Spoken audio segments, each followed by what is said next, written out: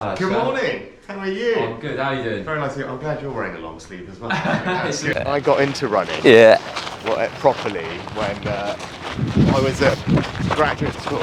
Yeah. And I took up running because my wife was a big runner. Yeah. And obviously we weren't together at the time, but I thought I was trying to impress her, eh? Nice way to spend time with her. Yeah. Tell me, how did you get into it then? So that's how I got into my running. Yeah. Oh wow! For me, it was a bit of a different one. To be fair, I was quite like.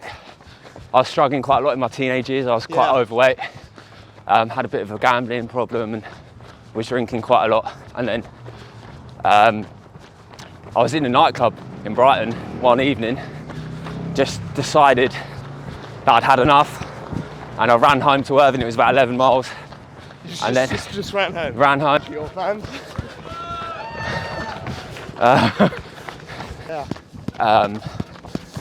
Working a job that I didn't really like. There was like a lack of connection with like family and stuff. I think all of those things they don't add up to a great mental health. You know, there wasn't exercising. You're doing like how do you actually do that? Like, and that is actually one of the biggest challenges. Yeah. It's not so much the hours. Right? We're all prepared to work hard. Right? Yeah. Everyone works hard. The tricky thing is you're going from thing to thing to thing, all of which are different. Yeah.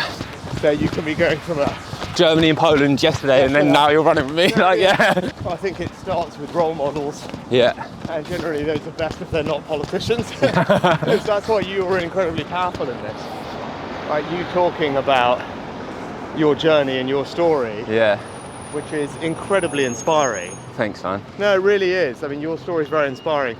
And you talking to people about the benefits of, I don't know, as you're saying, strong family relationships, finding work that you have purpose and fulfillment in, and getting out and about exercising, all those things contribute to good, positive mental health. Yeah. People hearing that from someone like you and seeing that you were able to overcome all the challenges that you did, and look at you now, like that if everyone just hears that, that's going to do more good than any amount of government policy. So inspiring. Cheers, mate. That's what I was saying, right? Nice to see you. Job. Thank you very much. So we are all pretty close. Yeah. There you go. Look at that. I can't imagine like the responsibility on your shoulders is like crazy. I'm trying to say, there's a lot going on. It's not an easy time to be doing the job. You keep going, right? Yeah. I mean, it's one of them. I've only ever seen this on the telly, so I'm like, okay. Yeah. So. It's where you come out and do the speeches. You come and do the speeches here. I bet that's it's a bit stressful. Can you? I mean, I don't know if you might not want to answer it, but can you remember like what the most stressful day in the job? Gosh.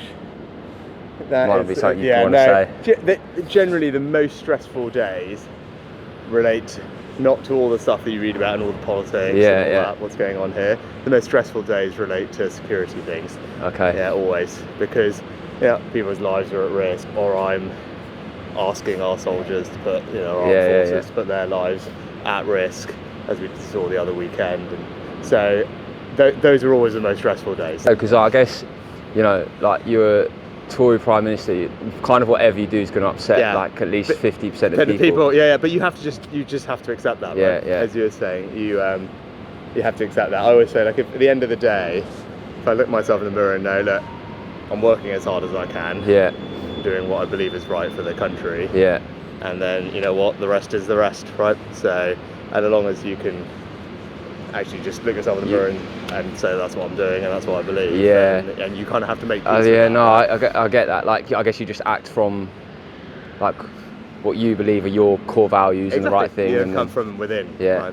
And there's actually, so I'm a Hindu, and there's a kind of Hindu philosophy called dharma, which roughly translates to duty. But the concept is that you do your duty.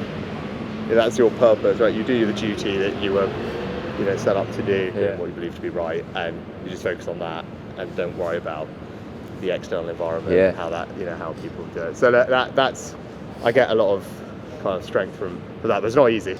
Yeah, very good. Perfect. Perfect. Thank you.